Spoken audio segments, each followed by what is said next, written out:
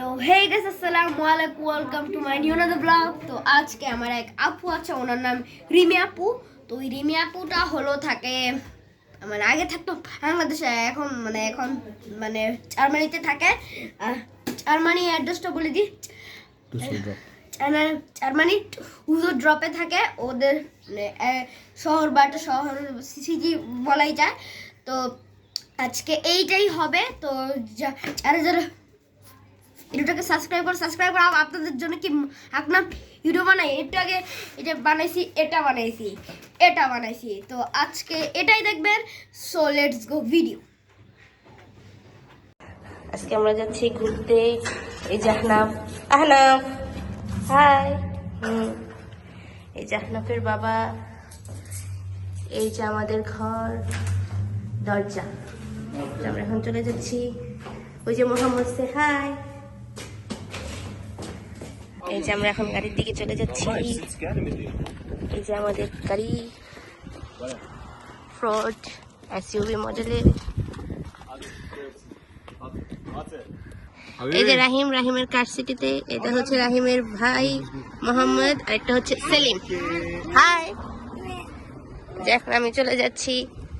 তো রাহিমের colour pen, রাহিম এখন drawing করতে করতে যাবে। এই যে ড্রাইভার আমাদের রেডি।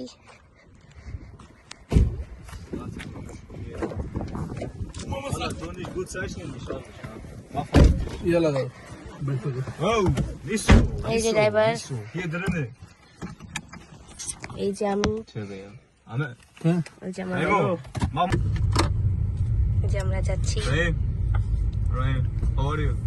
আমরা আজকে যাচ্ছি ক্লপেনবুর্গে ইফতারি করতে, একটা তার্কিশ রেস্টুরেন্টে। এই যে আমাদের ড্রাইভার, বিনা বেতনের ড্রাইভার। আজকে অনেক সুন্দর সানলাইট। এটা হচ্ছে আমরা যে এরিয়াতে থাকি সেই এরিয়া, মানে এটা হচ্ছে আমাদের এলাকা বা পাড়া। এই রাস্তার নাম হচ্ছে হফটেনবেগ। আমি হফটেনবেগ স্টাসে, এখানে রোডকে স্টাসে বলে। এই যে বাড়িগুলো খুব সুন্দর।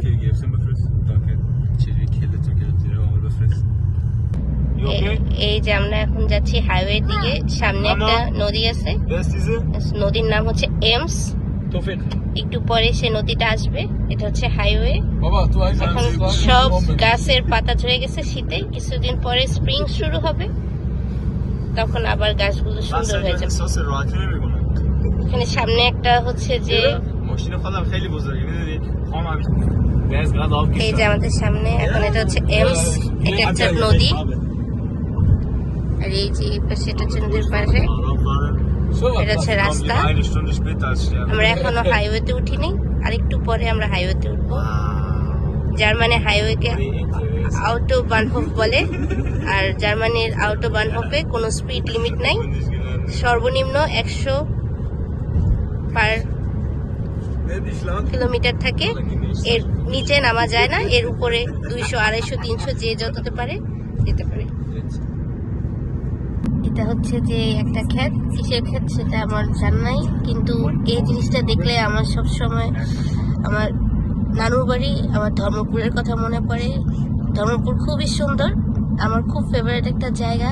সেই জায়গাটা যখনই আমি দেখি মনে হয় যে আমি ধর্মপুরে আছি।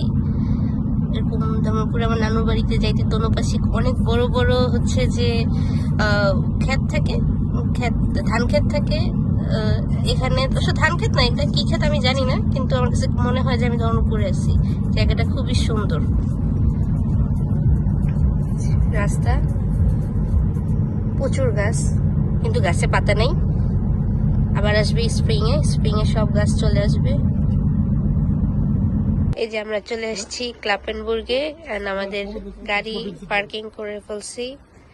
এখন আমরা যাব, একটু এলাকাটা ঘুরবো, তারপরে হচ্ছে যে আমরা রেস্টুরেন্টে যাব ইফতারের সময় হলে, দেন ইফতার করব।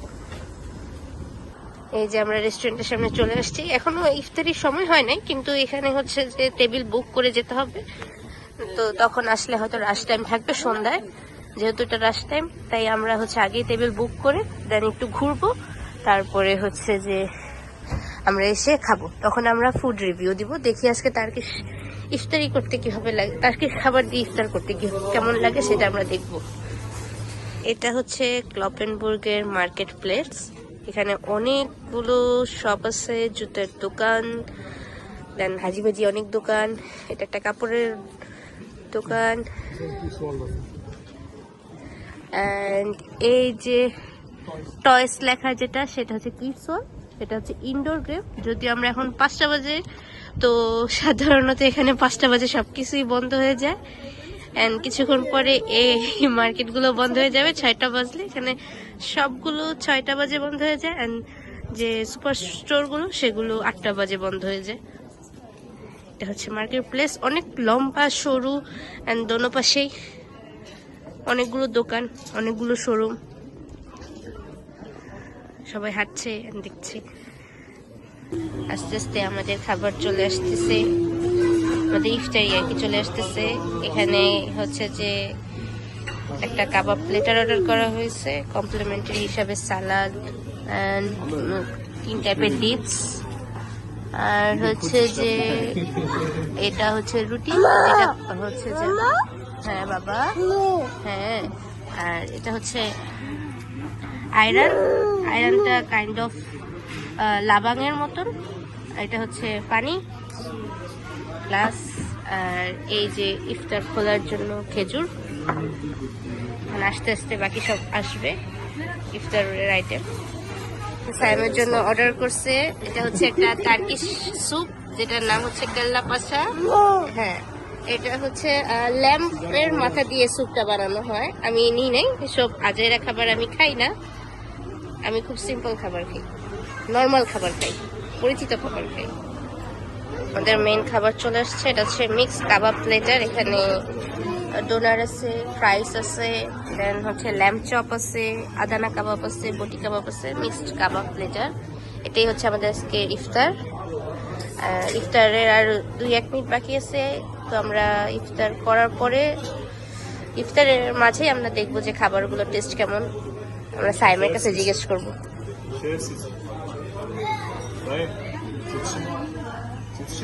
এটা হচ্ছে রেস্টুরেন্টের অ্যাম্বিয়েন্সটা খুবই সুন্দর, তাদের লাইটিং সিস্টেমটাও খুবই সুন্দর, ছোট ছোট ছোট করে লাইট, একটা কোজি ভাব আছে, লাইটটা সুন্দর।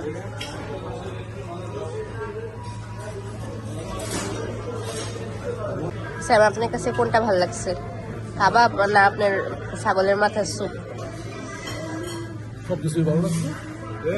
দোকানগুলো আমার বন্ধুদের দোকান, মোটামুটি দেখতেছে খাবারের পরিমাণ অনেক দিচ্ছে, এবং যেগুলো আছে ডিসেল আইটেম ওইগুলো দিচ্ছে। ওই যে আহনাফ কোলে বসে বসে ফ্রেঞ্চ ফ্রাই খাইতেছে। কাবাবগুলো আসলে খুব মজা, ফ্রেশ তাই। সবাই বাই বলে দাও, বাই বলে চুজ বলে দাও, বাই বাই বাই।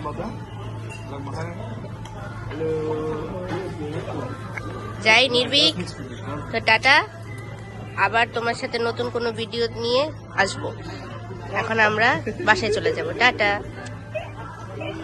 টার্কিশ রেস্টুরেন্টে খুব কমন একটা জিনিস এই বাকলাভাটা, এটা তারা অর্ডার না করলেও দেয় খাবার শেষে ডেজার্ট হিসেবে।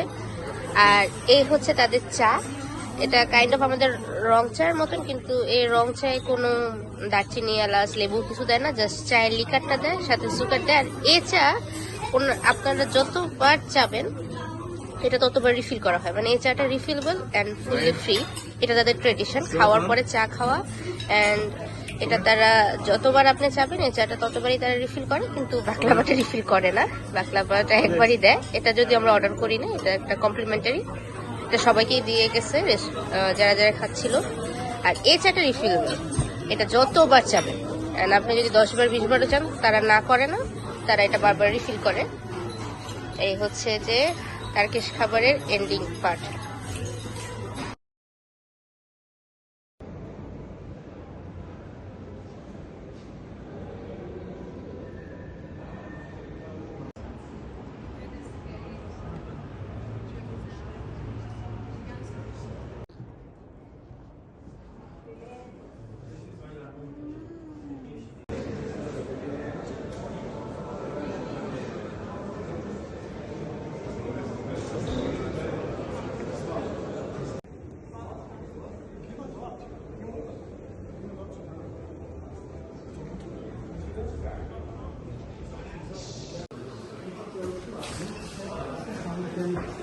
Sedan diyorum ya, benim hoşuma gider. Onun aynı.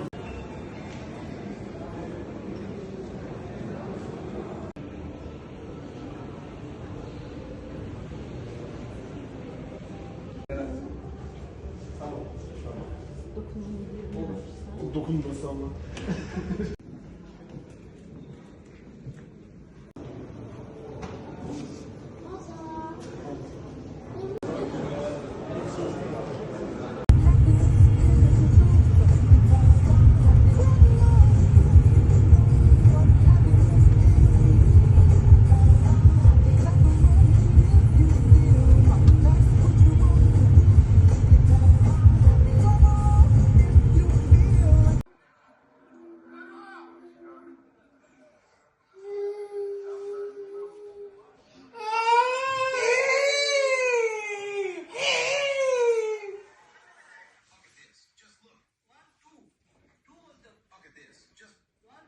Ready, ready, love.